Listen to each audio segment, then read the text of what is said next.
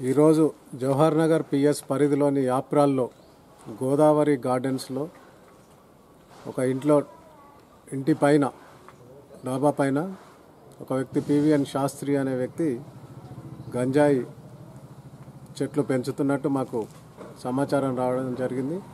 ఆ సమాచారం మేరకు మేము ఆ ఇంటి పైన తనిఖీ చేయగా ఆ పివిఎన్ శాస్త్రి అనే వ్యక్తి పూల కుండీల్లో ఈ గంజాయి మొక్కలు సాగు చేస్తున్నాడు. అట్టి గంజాయి మొక్కలను మేము సీజ్ చేసి కేసు నమోదు చేయడం జరిగింది. అంటే కేవలం వాళ్ళ అవసరాల కోసం విక్రయించడానికి అతనికి కూడా గంజాయి తాగే అలవాటు ఉన్నది. గంజాయి తాగడానికి మరియు ఇతరులకు కూడా దాన్ని విక్రయించాలనే ఉద్దేశంతో ఆ గంజాయి సాగు చేస్తున్నట్టు విచారణలో వెల్లడైంది. దీనికి వారి బంధువులు కానీ ఫ్యామిలీ కానీ సహకారం?